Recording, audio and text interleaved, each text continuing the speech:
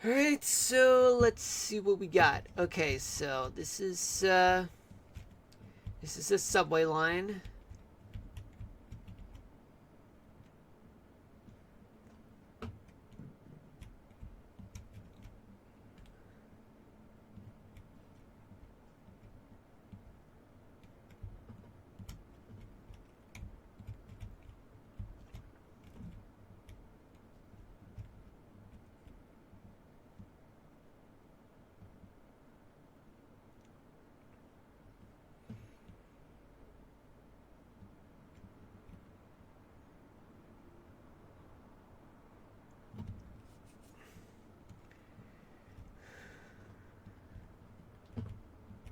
Right.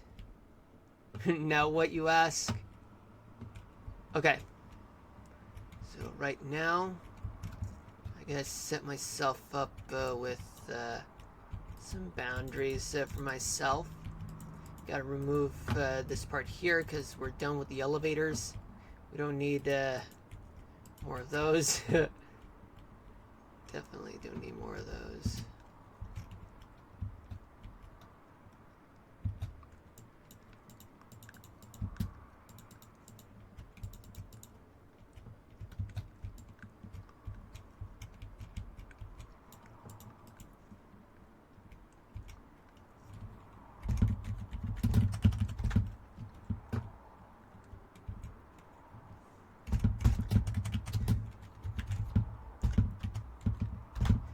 Alright. Excellent.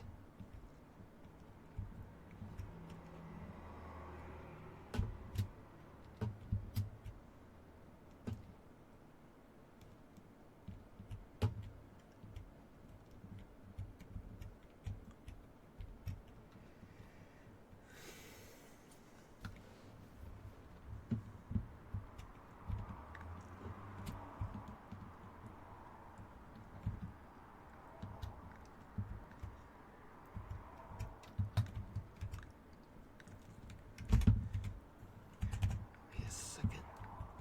Yeah, that's okay, so that's exactly what I was going for, and now I just need to go here. Wait a minute. 59, make that 56. Fill it there.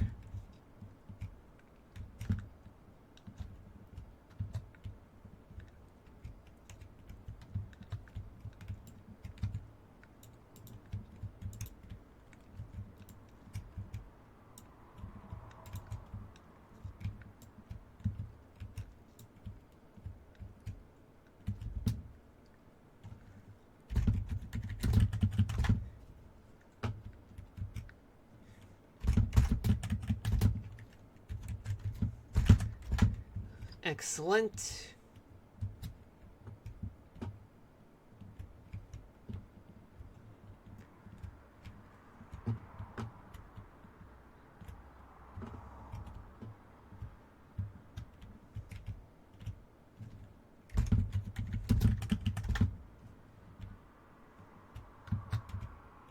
Now we're going to fill it with iron blocks, especially this part here.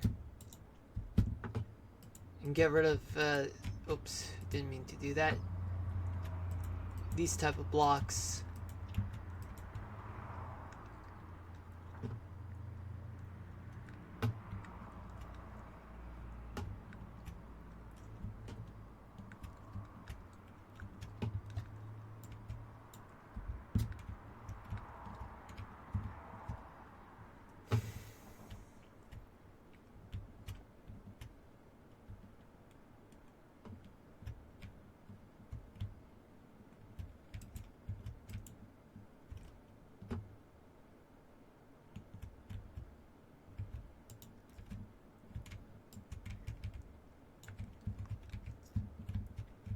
Here we go.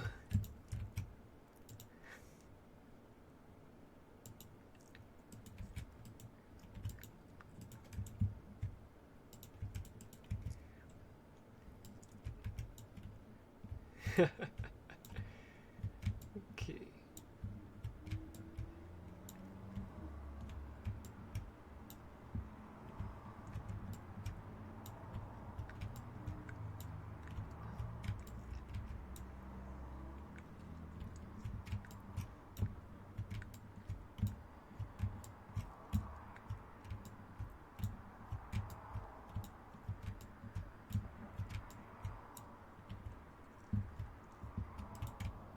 Yay. Okay, now we're in business.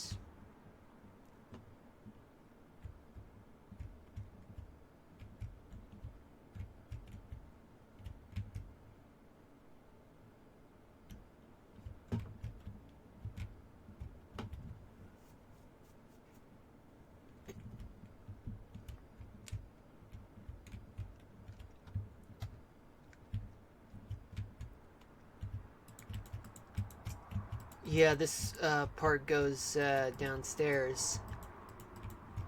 Oh man, more background music. How rich. Oh, rich.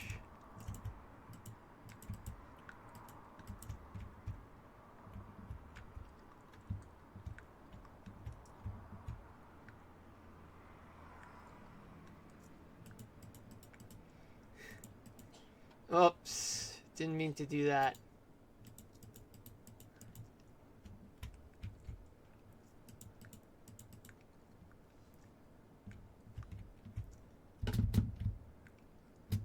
Gotta drill a hole through there. Just put something right here.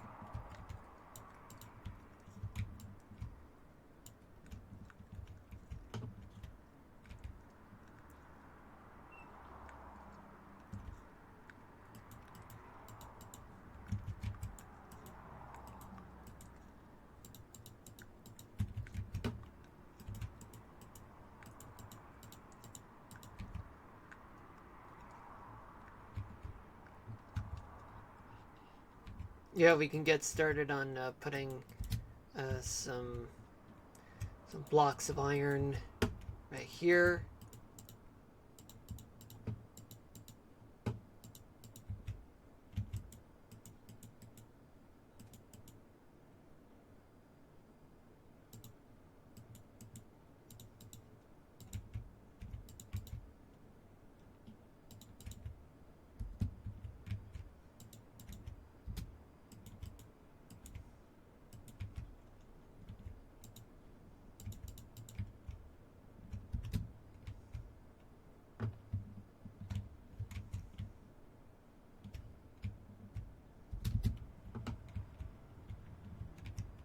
Right. You know what I find weird? That I was looking through some YouTube suggestions, and I found that there was one random clip about Tupac, and he said, "Trust nobody. Trust nobody."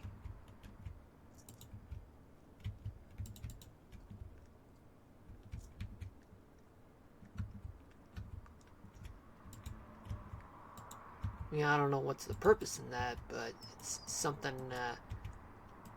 that I would, I don't know. I don't know. It's something.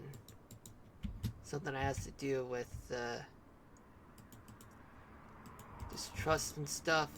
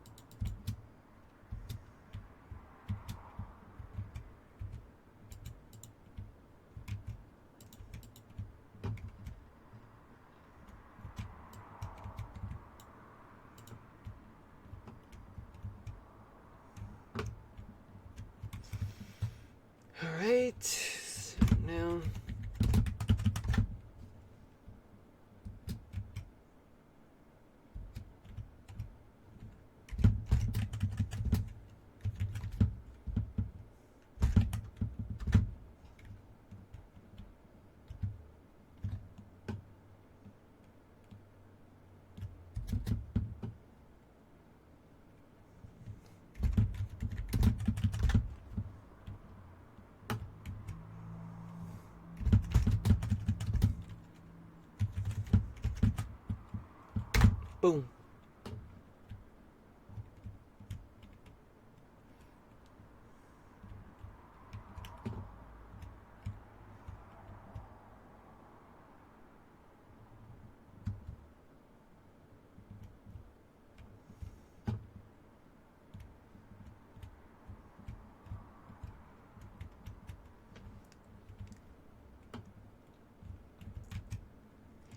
Yeah, now my best bet would be for me to fill this with dirt now.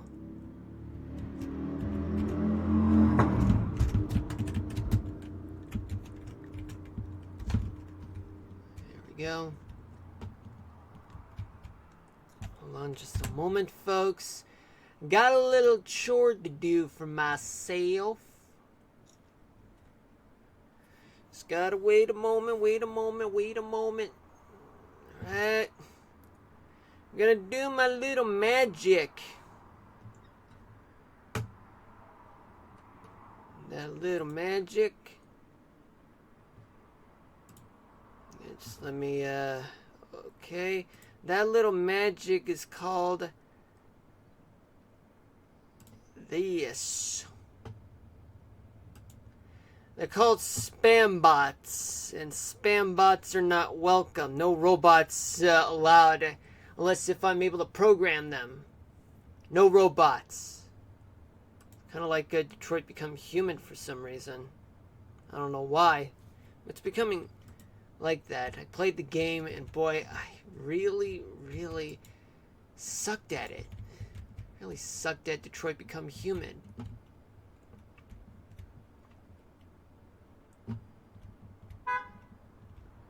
Beep. Shut up.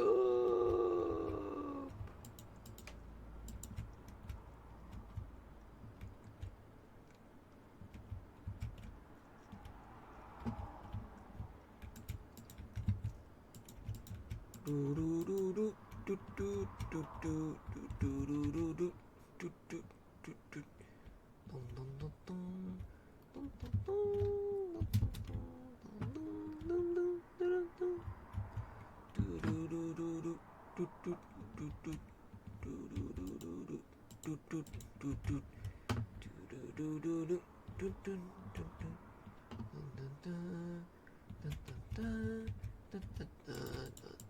dum dum dum dum dum.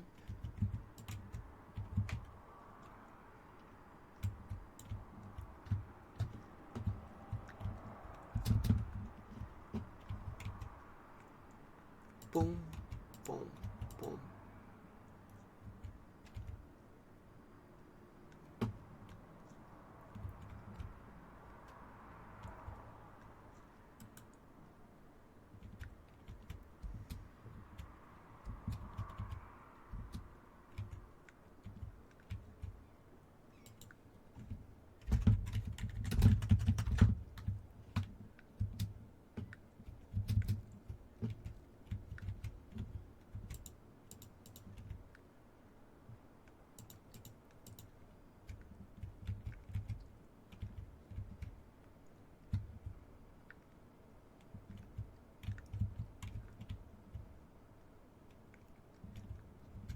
Just a little bit further.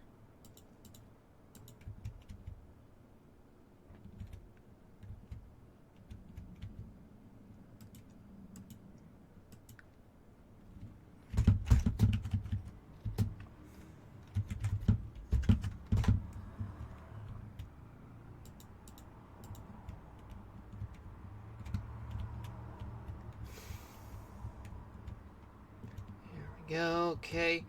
Now we're getting to the part where things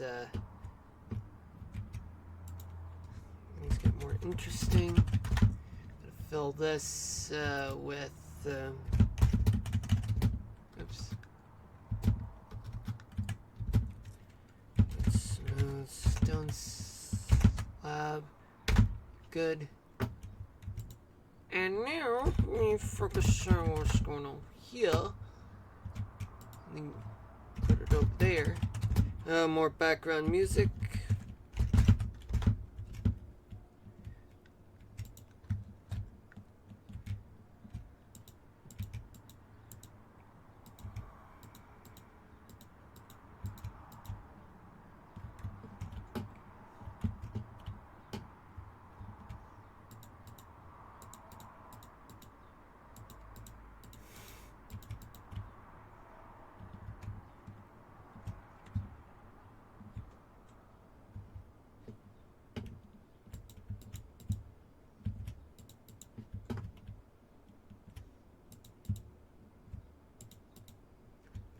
we go.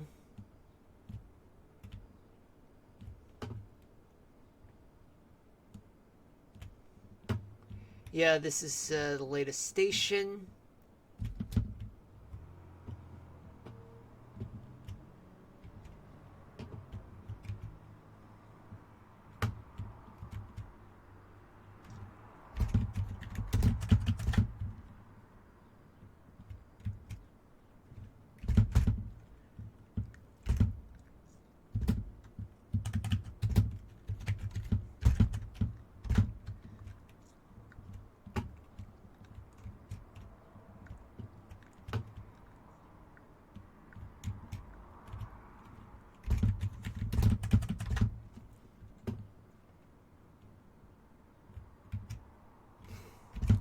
Yeah, it's quite a long process.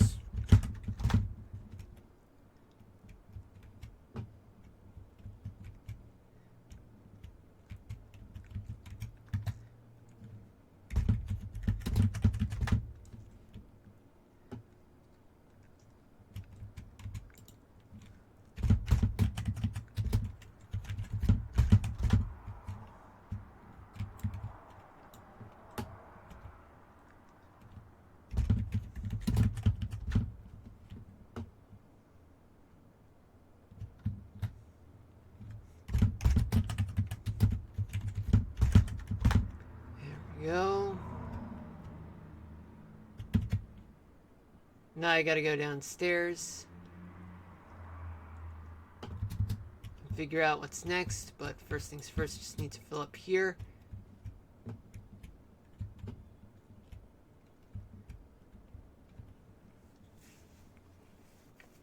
But I'll figure things out with what I'm gonna do right here. Probably tomorrow. Yeah, definitely tomorrow. Now, what else do I have in store? Well, I'm gonna build a station right here. Already built another station here. Oh yeah, and I gotta build another station here. So what do we do now? Well, we're gonna continue doing this tomorrow. Or rather, maybe I'll give myself 5 more minutes because I do want to complete this hour.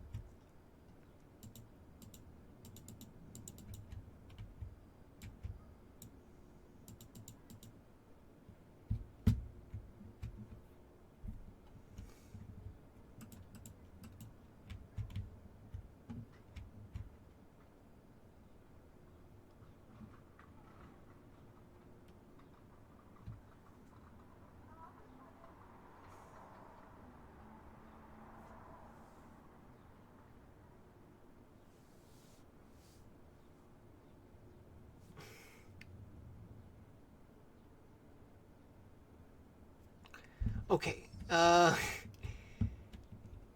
on my part, I really need to do well on this part, on this front.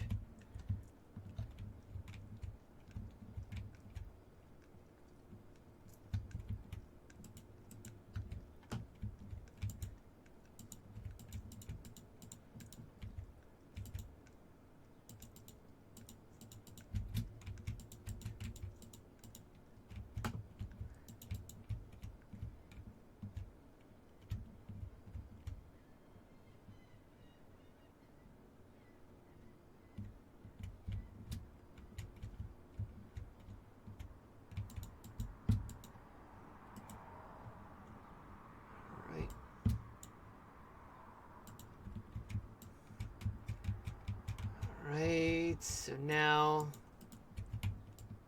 let's cover this side right now.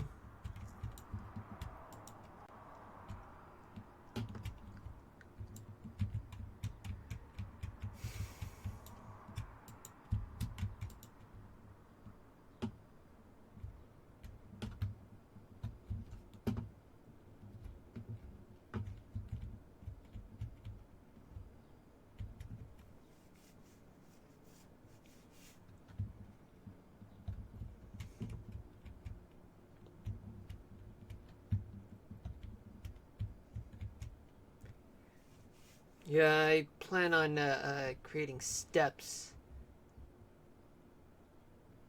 like right around here.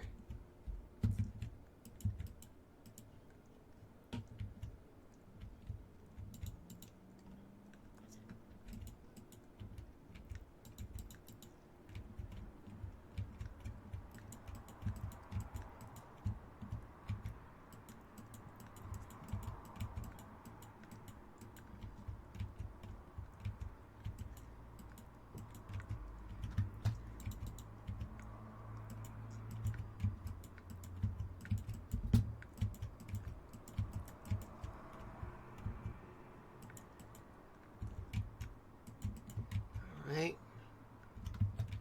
Just a little more. Yeah, I think I twisted my leg. Yeah, I keep twisting my leg. My leg, my leg, my leg from SpongeBob. The my leg guy. How much money, how much does he owe in medical bills?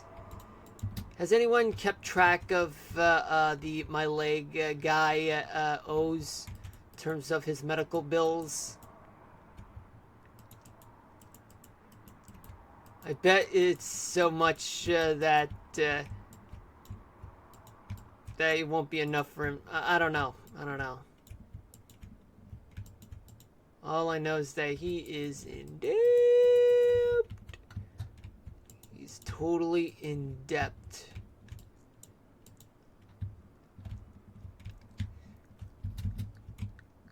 Whoops.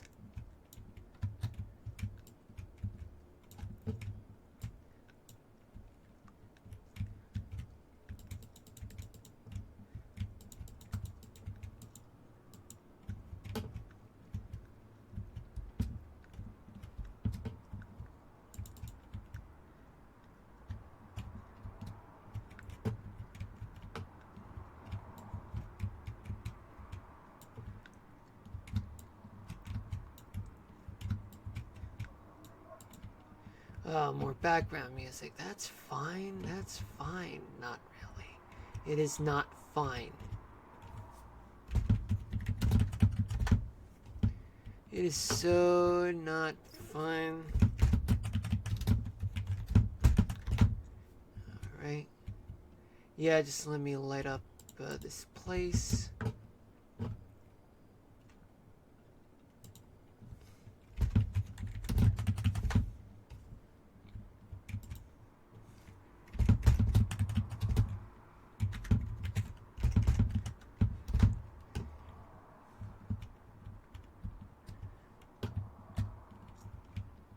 Here we go.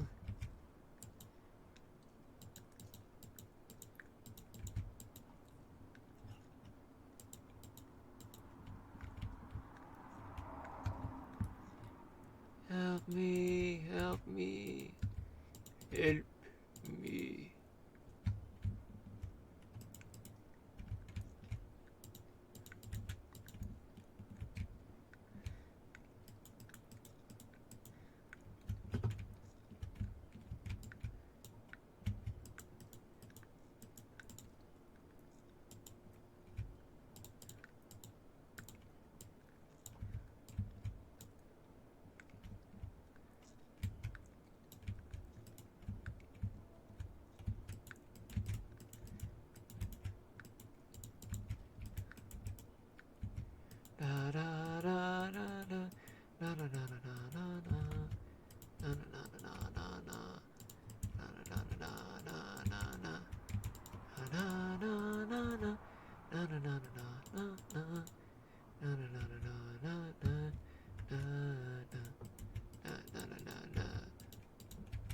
it's gonna be May.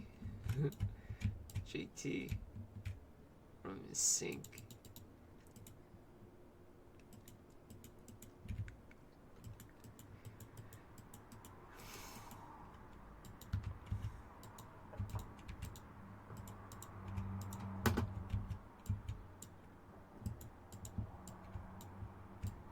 Yeah, it's getting close to that time, so I gotta wrap this up right now before I can get back to doing weather.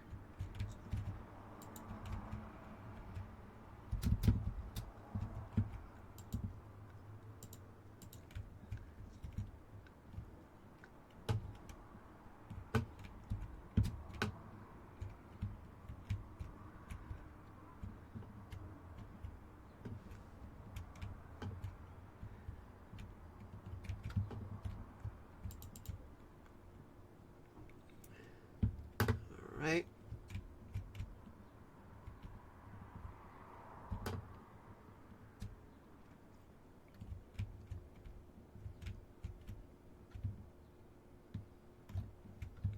Okay, it is 7:30 p.m. Eastern Daylight Time. Welcome to the stream. For those of you just tuning in, my name's Marlon, and this is episode 30 of Mushroom City in Minecraft. So right now, well, I do end the stream at 8 o'clock, but this is the part that I gotta call it a day in terms of the gaming part, and I will show you guys what's going on with the weather right now.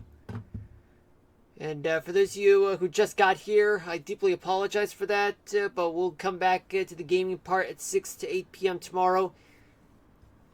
In the meantime, let's talk about weather. So, what we have here, okay, so the weather nationwide, there is one tornado warning. It's located in Oklahoma. 11 severe thunderstorm warnings in Texas, Massachusetts, Alabama, Mississippi, Louisiana, and especially in Canada, I think. We got 2 flash flood warnings in Vermont and 8 special weather statements in Texas, Vermont, Washington State, Oregon, Alabama, Wyoming, Arkansas, and Louisiana, Mississippi. Now let's start off with one tornado warning that's currently located in Oklahoma. And there is one that is present in the towns of Stratford and Ada, Oklahoma. So let's take a look at the radar right now. Let's see what we got. Okay, so let's see, the radar is there. Let's see, where else can I find the nearest radar? The closest one is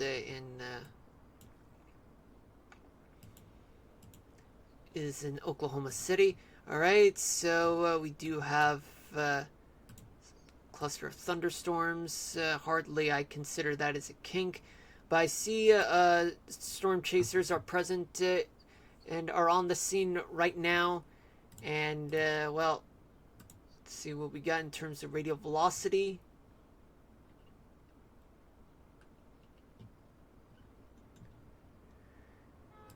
Okay, so you got really strong winds here, and there is winds moving that way, so this could be a tornado that is occurring throughout just northwest of Ada in Oklahoma. And based on the shape of the tornado warning, it looks like as though it may be moving towards the east. Correlation coefficient we have is plenty of precipitation, some debris, which means there is a tornado that's present, just located in northwest Ada. But elsewhere throughout the country, there are no tornadoes, just plenty of severe thunderstorm warnings. And we'll get back to using this type of radar. Let's start off in the northeast, where there were severe thunderstorm warnings, but now it's downgraded to only special weather statements. And there's one that's located in Amherst, Massachusetts. And there is one special weather statement just north of which, but in Vermont and New Hampshire. And there's another one in the Catskills. right around places like Kingston, Denning, in the Catskills. There are strong thunderstorms, and what it appears as though is that they might be approaching in that direction. But generally to the east. In fact, we do have a cold front that's present throughout the northeast, and it's moving in that direction right now. Yet plenty of warm air that's present, but as you can see, folks, there's a stationary front that's present right now. Warming of the region in New England, but cold air starts moving in. But then you have an occluded front that is present in the Adirondacks and swings back towards the Great Lakes region. But all of this is responsible for severe thunderstorm warnings near the Ottawa, near the Canadian capital. But elsewhere, there are plenty of showers and storms throughout the rest of upstate New York, particularly in the capital region, the Adirondacks, the Thousand Island region, and especially northern New England. There is two flash flood warnings near Montpelier, Vermont. Down south in Pennsylvania, there are some clusters of thunderstorms throughout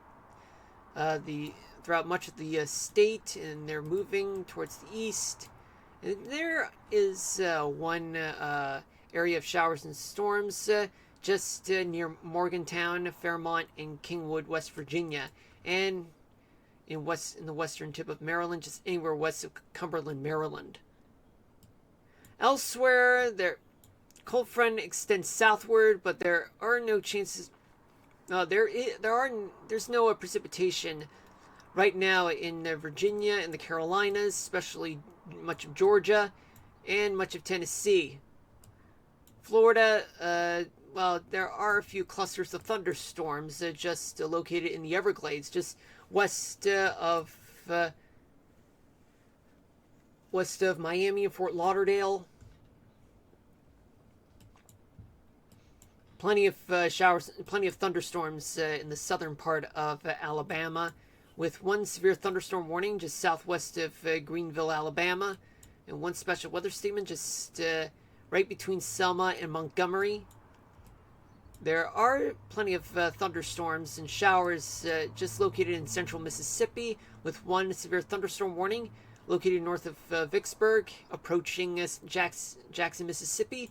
There is a special weather statement just located right around Lake Providence, Louisiana, and just a little bit in Arkansas.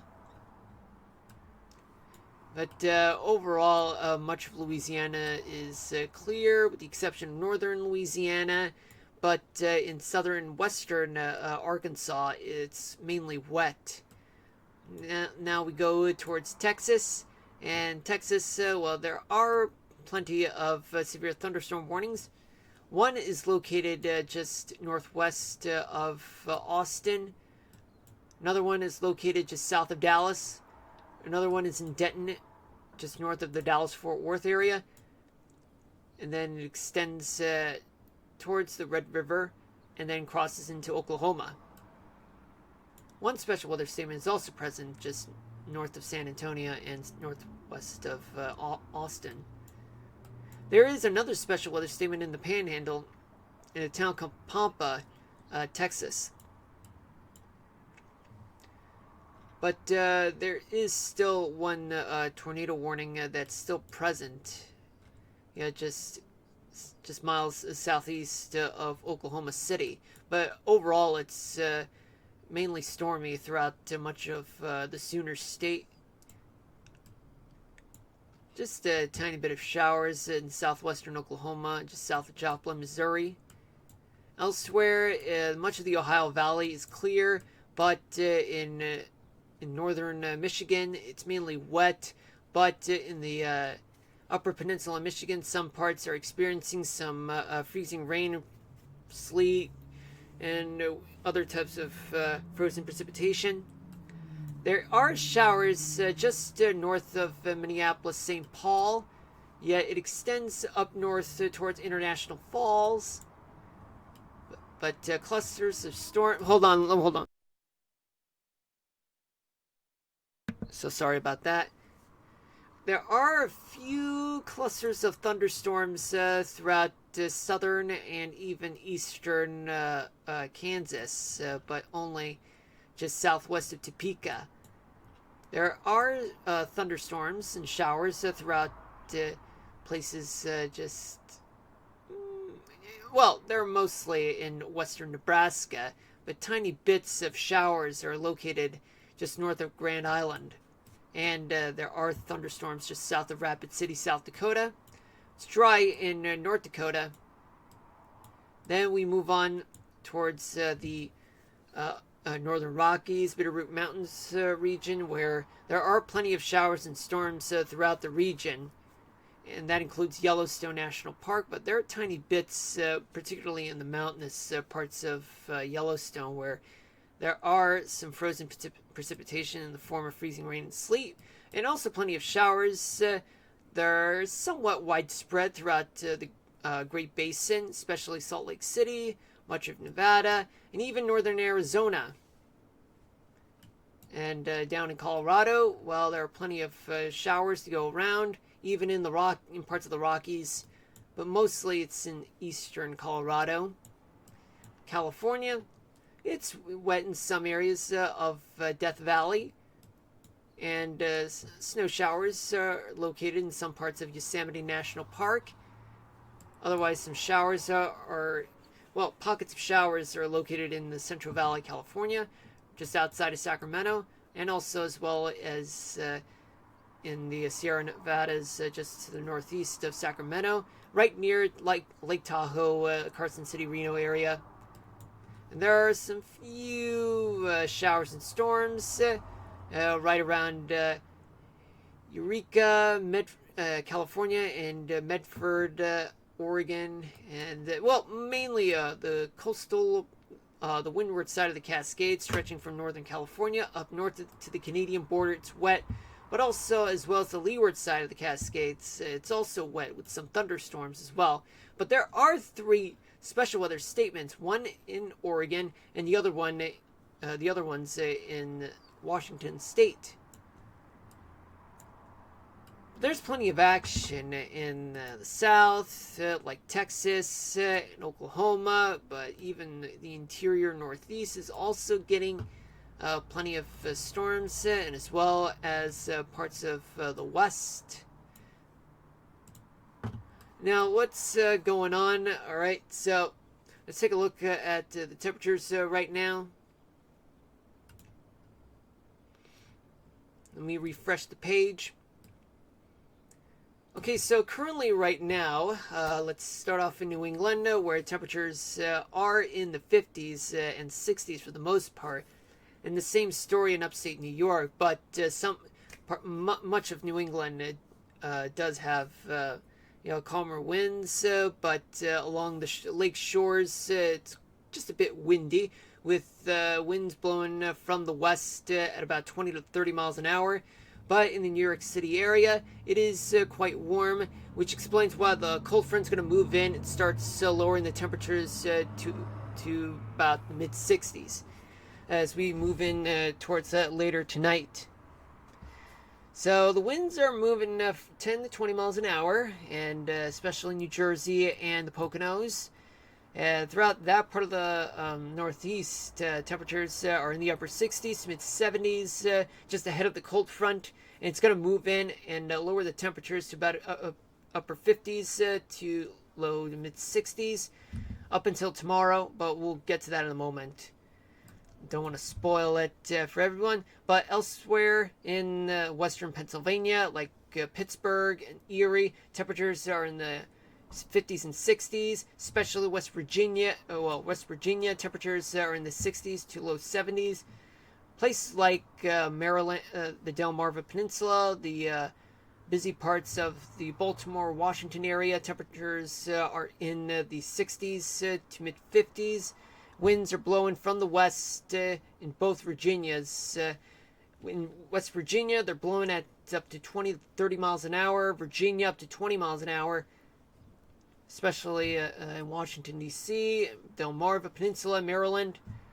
Then we have the rest of Virginia, where temperatures are in the 70s. But in the Carolinas, North Carolina, temperatures overall are in the 70s. South Carolina, temperatures are in the mid 70s to low 80s. Winds are blowing from the west in the Carolinas. They're blowing up to 20 miles an hour. Throughout much of the South, generally, from let's say Missouri, Arkansas, Louisiana, all the way to about Georgia and even Florida, winds are calm. But in the lower Mississippi Valley, they're actually blowing from the Gulf because, even though the much of the region does have calmer winds.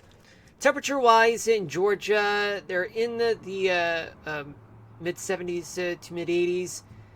Florida, temperatures are in the 80s. Alabama, Mississippi, temperatures are in the 70s to low 80s. Tennessee, temperatures are in the mid-70s to low 80s.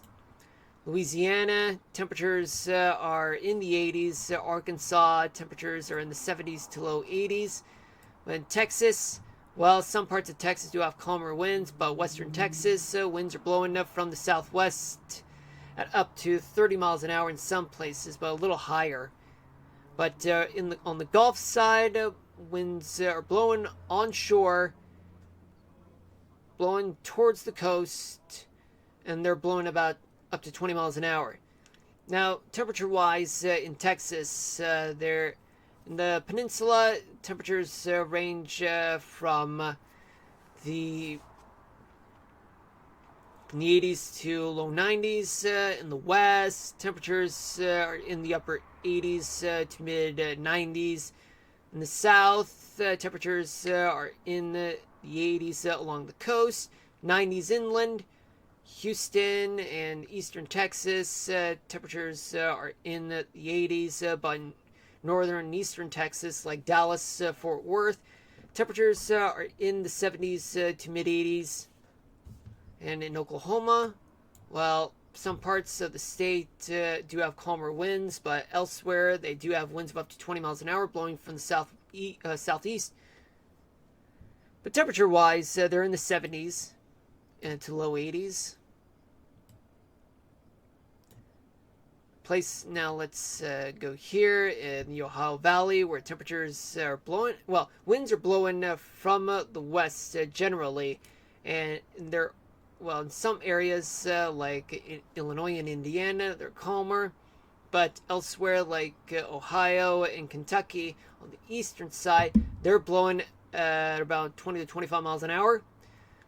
Temperature-wise, temperatures are in the mid-50s to mid-60s in Ohio. Kentucky, temperatures are in the 60s to upper 70s. Indiana, temperatures are in the 60s. Illinois, low 60s to low 70s. Now let's go to Michigan. Winds are blowing fast. Some areas up to 20, other areas possibly up to 30 in localized areas. But temperature-wise, in the lower part of lower part of Michigan, temperatures are in the mid-50s to low 60s. Upper Peninsula, mid-40s to mid-50s. Wisconsin, winds are moving from the northwest of up to 20 to 25 miles an hour along the lake shore, but to the northwest, it's blowing up to no more than 20 miles an hour. But regardless, temperatures are in the upper 40s to upper 50s. And now let's move on to the center part of the country. While calmer winds do exist in the southern part of Missouri, as well as eastern Kansas and eastern Nebraska, and even western Iowa, winds are, just right between the Missouri and the Mississippi valleys. They're moving from the northwest, blowing up to 20 miles an hour. But on the western side of the Missouri Valley, winds shift and move towards the northwest, But we do have winds in Missouri. Well, temperatures in Missouri are in the upper 60s to mid 70s. Kansas temperatures are in the 70s. Nebraska temperatures are in the 60s to low 70s. Iowa temperatures range from 59 in Waterloo all the way to the mid 60s throughout the rest of the state. Nebraska, I don't know if I already said this, but temperatures are in the 60s to low 70s. Now let's move on to Minnesota, where North Dakota, South Dakota have calmer winds, and Minnesota have up to winds of up to 20 miles an hour, but generally they are moving from the north. But on the western, southwestern, in South Dakota, the western side, winds are shifting towards the west. But temperature-wise in Minnesota, it's 37 in International Falls, 48 in Minneapolis, St. Paul, and Missouri, Morrison, Minnesota, 50 in Rochester, Duluth, 48. But now we're looking at the Dakotas, where North Dakota temperatures are in the mid 40s to mid 50s. South Dakota temperatures are in the 50s to low 60s. And now we switch gears to the Northern Rockies, where winds are not really clear, but they're calmer in the Northern Rockies, with the exception of eastern Montana and eastern southern Wyoming as well. On the southwestern corner, winds are a little strong, but definitely no more than 20 miles an hour. But eastern Montana, winds are moving up to 30 miles an hour. Well, let's take a look at the temperatures. So Montana, on the eastern side of Montana, temperatures are in the 60s, but on the mountainous side, like the western side, temperatures are in the 50s. Wyoming, temperatures are range from the mid 50s to mid 60s. Idaho, you're looking at temperatures that are in the upper 40s to mid 50s. But elsewhere in the state, in the southern part of the state, temperatures are in the 50s. Now let's go to the Great Basin, where in Colorado, both sides of the Rockies endure strong winds of up to 20 to 30 or up to 40 miles an hour. But on the western side, winds are coming from the west, from the southwest. But on the eastern side, winds are coming from the southeast. And it's quite calmer in the Rockies, especially in Denver. In Utah, the southern part of the state, its winds are stronger. They're blowing up to 40 miles an hour in some areas, coming from the southwest, especially in southern Nevada, and as well as western Nevada. Winds are blowing from the northwest, blowing at about 30 miles an hour in some areas, just a little higher in pockets of areas I haven't mentioned, like Tonopah, about up to 40, especially outside of Vegas, with winds coming from the southwest. But temperature-wise, let's take a look. 73 in Denver. We got temperatures in the 60s anywhere along the Rockies. 79 in Grand Junction. 59, temperatures in the 50s in the northern part of the state. Eastern part of the state, especially the central part of the state, temperatures are in the 60s. St. George, 80 degrees. Hold on a minute. I think I can hear background music, folks. Hold on.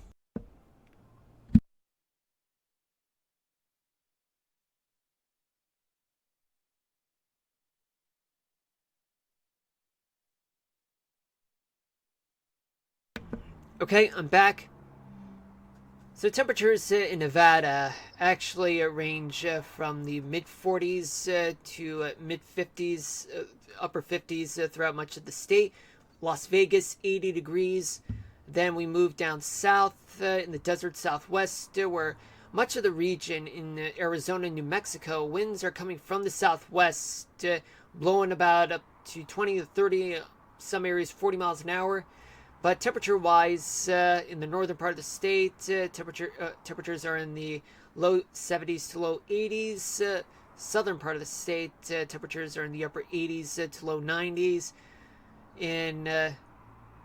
Throughout the northern part of the state, temperatures range from 57 in Flagstaff to 75 in Kingman. Down south, temperatures are in the upper 80s to mid 90s.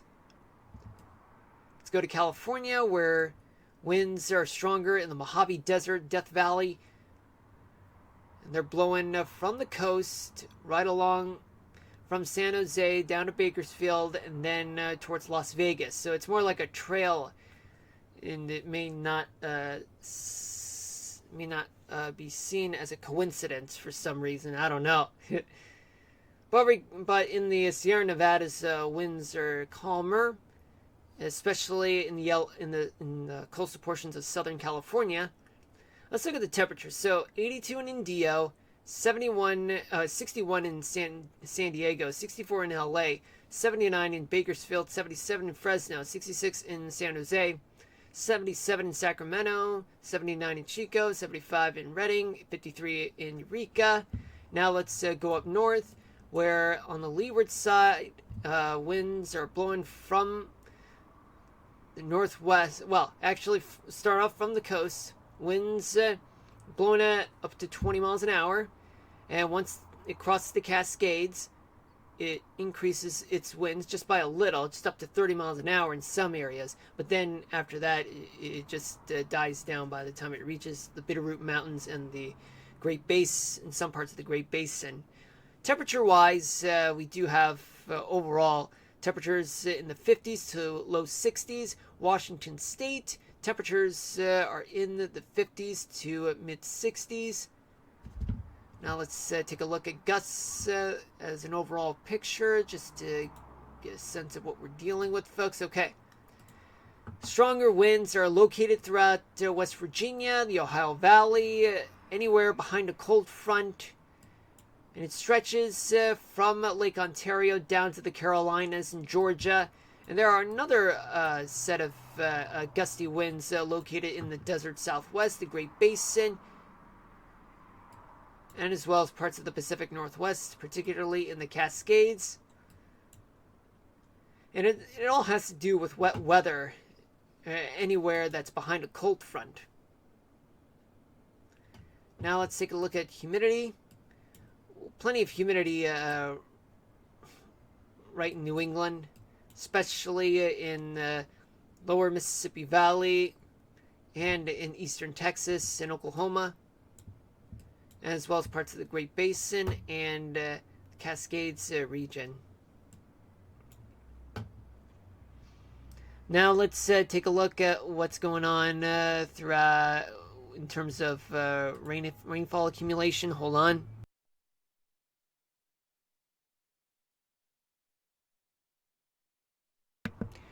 Sorry about that. Okay, so let's see what we're dealing with. So there's plenty of rain to go around, with up to 2 inches of rain in Maine, much of Maine.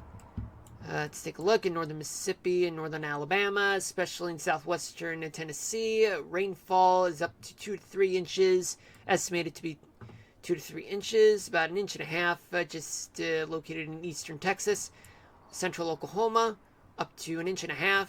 Southern Missouri and eastern Kansas, rainfall is estimated to be about up to 1 inch of rain. And, we're looking at the interior west. They might have rainfall that's estimated to be up to 1 inch or 1.5 inches. The Cascades, about up to 1 inch. Now let's take a look at what's going on with the setup right now. Oh boy, I am deeply sorry, folks. I forgot to show you what's going on. Oh boy, oh boy, I am deeply sorry, folks, that I forget to change the scene. I just went way ahead of myself there. Man.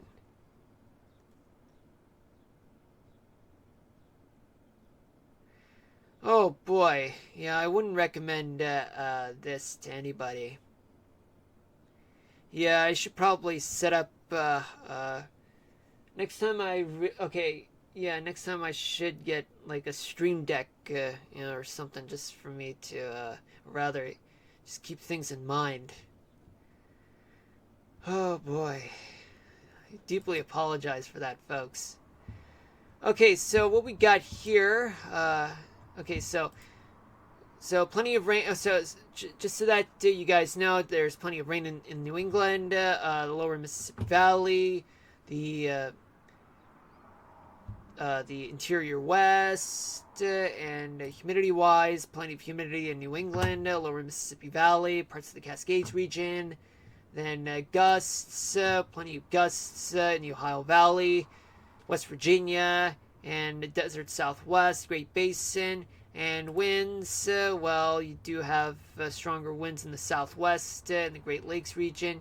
And temperatures, well, temperatures start going down in the Northeast. It's quite warm in the South as usual, but it's quite hot in the desert Southwest.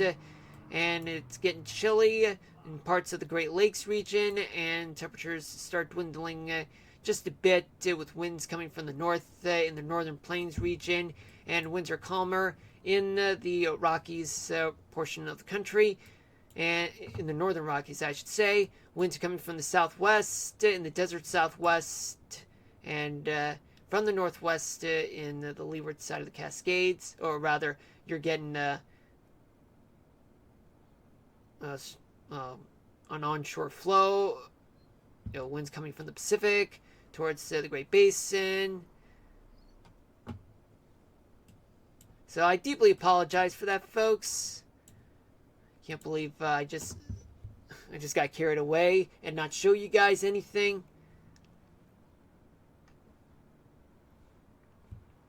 Okay, so let's take a look at what's going on right now, but I want to refresh the page. So assume that this is right now. And what we got so far is that we got a trough that's located in the Great Basin, and another trough, an upper level low that's over Lake Ontario. And there is wet weather that's associated with the dip in the jet stream that's responsible for the wet weather that's located in the west, as well as the northeast. And it extends towards Texas as well. Now we advance towards tomorrow night, where the dip in the jet stream trough starts moving in towards, let's see, the Rockies, and another trough is just over Maine. So that means there's going to be wet weather throughout the Great Plains region. So buckle up for that.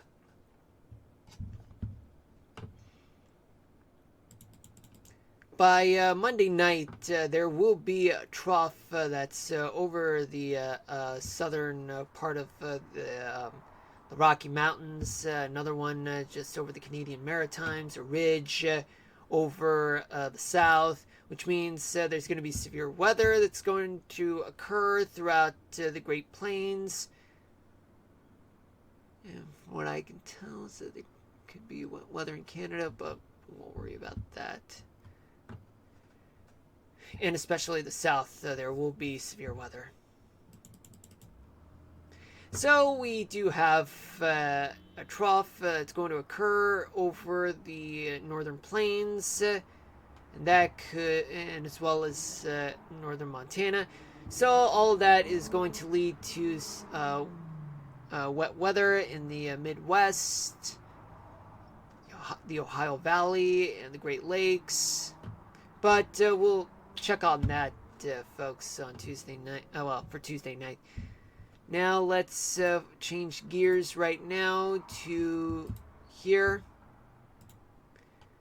Okay, so now let's switch things up to the models and see what the temperature is like for tomorrow morning. So by tomorrow morning, plenty of warm lows throughout places like the south, the east coast, mild actually, not warm. But it's quite chilly in the mountainous parts of the west, especially the Cascades, Sierra Nevadas. As well as the northern plains. It's going to get chilly. And especially parts of the Rockies. Now let's move on to tomorrow. By tomorrow night, the heat is on in Texas. It'll persist, but yet there will be plenty of hot temperatures throughout the Mid-Atlantic, the South, Desert Southwest, Central Valley, California. Chilly temperatures in the Northern Rockies, and as well as parts of the northern half of the Great Lakes region. Sorry about that. Yeah, chilly temperatures in the Adirondacks as well, and the Northern Plains. Now let's move on to by Monday morning, warm lows all around the Southern Plains, the Mid-Atlantic. Bone-chilling temperatures in the interior portions of the West, folks. Then we move on to Monday night. But by Monday night, it'll get very hot in Texas, the Desert Southwest, and Central Valley, California. And there's also some in Southern Florida. It's going to get bone chilly in the interior Northeast, Northern Rockies, parts of the Rocky Mountains, and even the Cascades, parts of the Great Basin as well. We move on to Tuesday morning, where the temperatures are very warm in the morning throughout much of the South and the Mid-Mississippi Valley. And there will be freezing temperatures throughout the Great Basin, the Rockies, and as well as the Cascades. Then finally, as we move on to Tuesday night, it's going to get really, really hot in Texas, Desert Southwest, Central Valley, California, Southern Florida, and as well as coastal parts of Georgia and South Carolina. It'll get chilly in the Northern Plains, Upper Mississippi Valley, and as well as parts of the interior Northeast and the Bitterroot Mountains.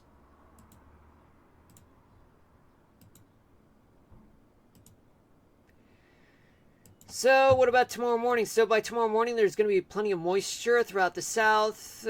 Some moisture will exist throughout the Ohio Valley, the Northeast. Then we move on to tomorrow night, where there will be plenty of moisture throughout much of the South. Then dry air starts moving in, but humidity persists along the East Coast, Ohio Valley, and parts of the Great Plains and Front Range of the Rockies, and a tiny bit in Southern California. By Monday morning, the entirety of the Gulf Coast will be very, very moist, very humid.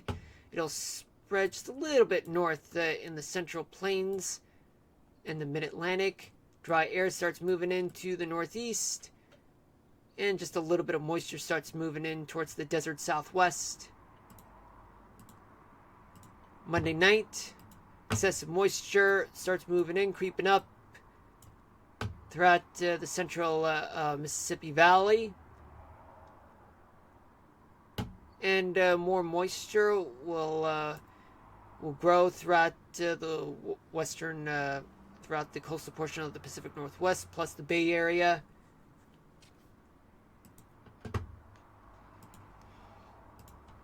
By Tuesday morning, plenty of humidity all throughout the South. Finally, by Tuesday night, plenty of moisture, but dry air starts moving in towards western Texas and parts of the Great Plains region, but humidity will persist and will be all over the mid-Mississippi Valley, parts of the Ohio Valley, and even parts of the Mid-Atlantic, and a little bit of moisture in the Bay Area. Now we move on to talk about Cape.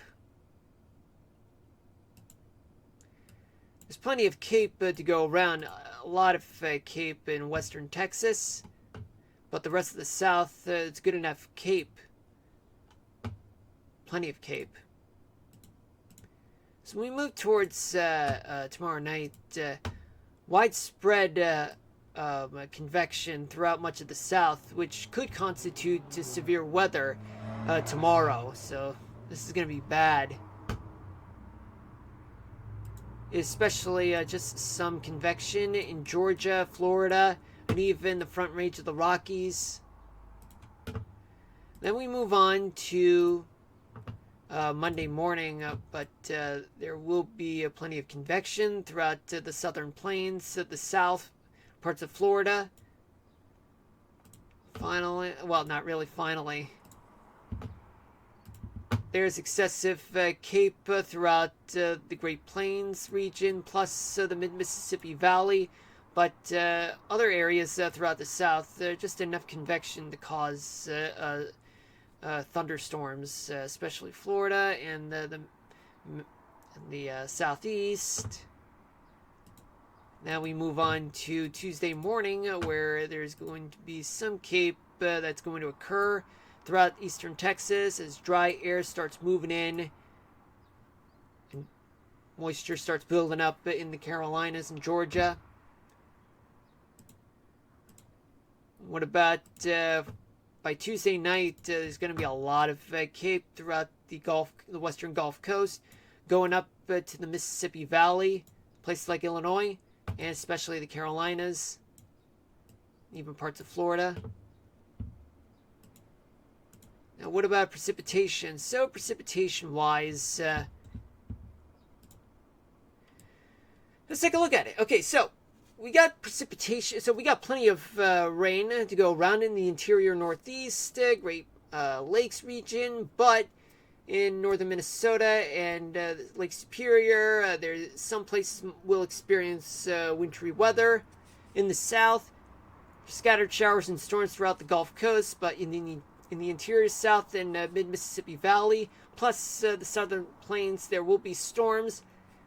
In the Rockies and the Great Basin and the Pacific Northwest, there will be mountain snow and valley coastal rains, but some of them will produce thunderstorms strong enough that could lead to severe weather.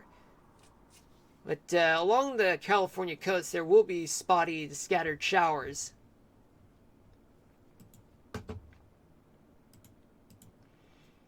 By tomorrow night, it's going to be plenty of wet weather throughout the interior, throughout much of the Northeast, especially parts of the interior Mid-Atlantic, the Carolinas, with some storms.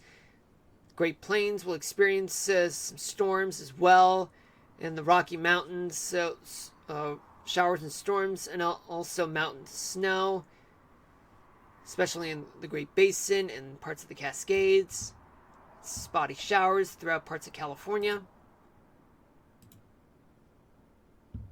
What about Monday morning? So by Monday morning, the northern portion of New England and the northern portion of upstate New York some places will experience some showers, but others may experience wintry precipitation. So it's going to be cold again, unfortunately. And speaking of cold, I had to turn off the AC because I was feeling chilly. Alright, so elsewhere in the Gulf Coast, plenty of showers and storms. The mid-Mississippi Valley and the Great Plains region, there will be storms, especially in the Rockies, but in the mountainous parts, there will be a lot of snow, and even some spotty snow showers and showers in the northern portion of the desert Southwest and the Great Basin as well. In the coastal portion of the Pacific Northwest, there will be showers and a few storms, but up on the mountains, there will be freezing precipitation, and especially some spotty showers just offshore near LA. Then, as we move towards Monday night, there will be plenty of wet weather in New England, but in some areas like Vermont and New Hampshire, there will be, and even up in the Adirondacks of upstate New York, there may be some snow showers, freezing rain and sleet. Otherwise, it will be rain, but the Gulf Coast, there will be spotty showers and storms. But in the Great Plains and the Mississippi Valley, there will be plenty of storms to go around, especially in the Rockies. But in the mountains, there will be snow. There will be some storms in the desert southwest, and as well as the Pacific Northwest, both leeward and coastal portions of the Pacific Northwest. Leeward side of the Cascades, I should say. But mountains, there will be snow. Then as we move towards Tuesday morning, there will be more precipitation in New England, but in the interior portion of New England and upstate New York, particularly in the Adirondacks, some may experience some wintry precipitation. The Gulf Coast, spotty showers and storms. Mississippi and Ohio valleys will experience storms, even the Great Plains region. And in the mountains, in the Rockies, some parts will experience snow. In the Cascades, mountain snow, valley rains, coastal rains as well, and some spotty showers along the coastal portions of California. And finally, as we move towards Tuesday night, there will be somewhat weather throughout New England and parts of the Northeast, especially in the Gulf Coast with some storms. But in the Ohio Valley and the Mississippi Valley, there will be thunderstorms. In the northern plains, some will experience thunderstorms. Others may experience wintry weather in the form of snow or even freezing rain and sleet. In the northern Rockies, valleys, rain and mountain snow. Same story in the Cascades in the Pacific Northwest. Now let's talk about snowfall. So let's see, in terms of snowfall, well, let me turn on this part. Well, we may have some snow in northern New England, some parts of northern New England, in which snowfall could be up to 3 inches. Nothing in the south. In the Midwest, there could be snow of up to about 8 inches of snow in the Dakotas, up to almost a foot in some areas. In the Rockies, there are various amounts of snow that range from 3 inches of snow to about up to 2 feet of snow, especially in the Great Basin. Idaho might experience up to 2 feet of snow in a few areas. Cascades, also up to 2 feet of snow. Olympic National Park as well. The Sierra Nevadas, only up to 3 inches of snow, especially in Nevada, up to 6 inches. Maybe in some areas up to foot to 15 inches of snow. Even especially the very small parts of the desert southwest, there could be snow, but nothing widespread though. But no more than about 3 inches of snow, just so you know. Alright, so now what happens? Okay, so right now this tornado warning in Oklahoma has expired. So that's over. But there are still severe thunderstorm warnings in Mississippi, Oklahoma, Texas, and one in Canada, though. There are 2 flash flood warnings in Vermont and Texas, 11 special weather statements in Texas, Washington State, Oklahoma, New York, upstate New York, Colorado, Alabama, Washington State, I don't know if I already said that, Mississippi, and Louisiana. But I do have one weather topic of the day, and it is similar to the one from last night. Just give me a moment, folks.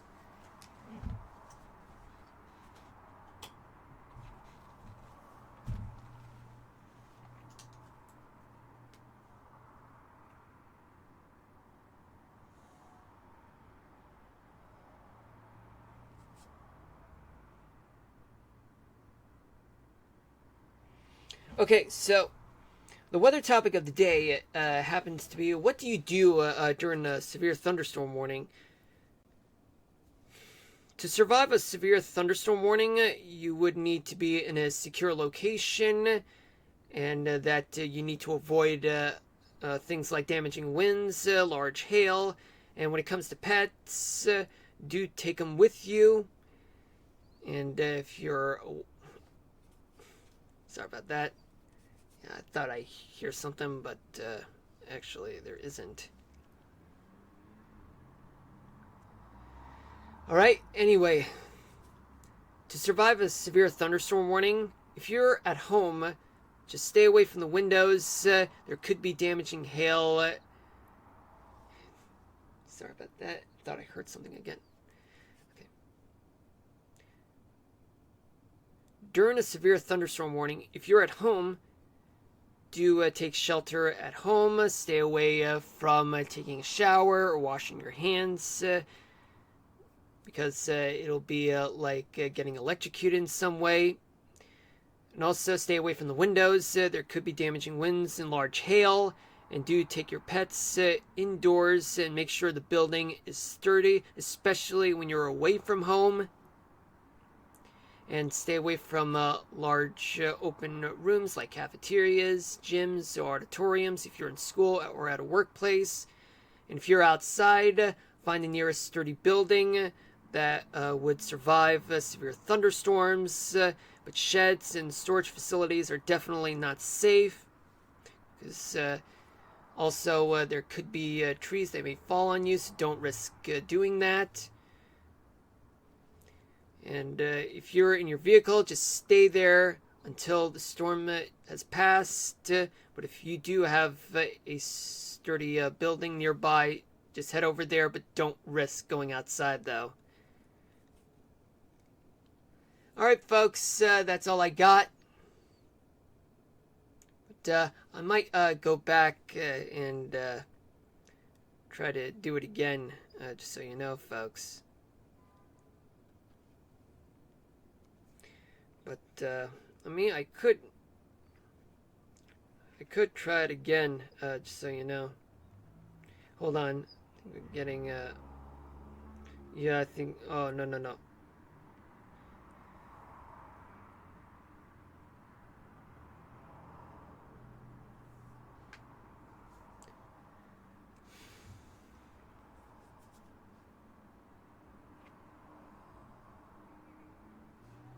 Sorry about that. I thought I heard something. Alright, here's my take 2 of this. During a severe thunderstorm warning, prioritize immediate shelter in a sturdy building or a hardtop vehicle. If outdoors, avoid open spaces, high ground, and metallic objects. Inside, stay away from windows and doors and avoid electrical devices when running water. Turn around and don't drown when driving through flooded roadways. But remember, when you hear thunder, or rather, when thunder roars, get indoors. Stay away from... Sorry about that.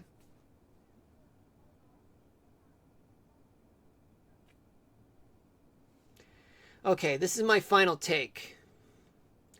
During a severe thunderstorm warning, prioritize immediate shelter in a sturdy building or a hardtop vehicle. If outdoors, avoid open spaces, high ground, and metallic objects.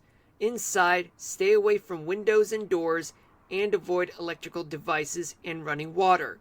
Turn around and don't drown when driving through flooded roadways.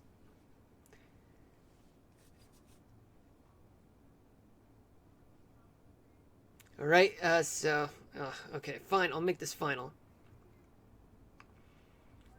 During a severe thunderstorm warning, prioritize immediate shelter in a sturdy building or a hardtop vehicle. If outdoors, avoid open spaces, high ground, and metallic objects. Inside, stay away from windows and doors and avoid electrical devices and running water. Turn around and don't drown when driving through flooded roadways. Well, folks,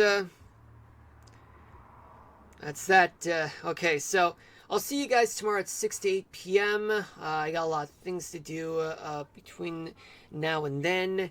But I want to thank you guys for watching. And I'm deeply sorry for messing things up when I was transitioning to showing you, when I was about to show you guys the entire map of temperatures and wind directions. That was my fault. And I'll try to avoid making that mistake again. All right. So in the meantime, take care of yourselves. Stay safe out there. And of course, when it comes to tornado warning, just hunker down, and stay away from stay away from hazardous places, especially like if you're outside, stay in the ditch if you're outside. But if you're inside, stay in the basement or an interior room without windows, so you know. All right, take care, you guys. Love you all. Peace out, everybody, and see you tomorrow at 6 to 8 p.m. Eastern Daylight Time. And until then, love you all. Signing out.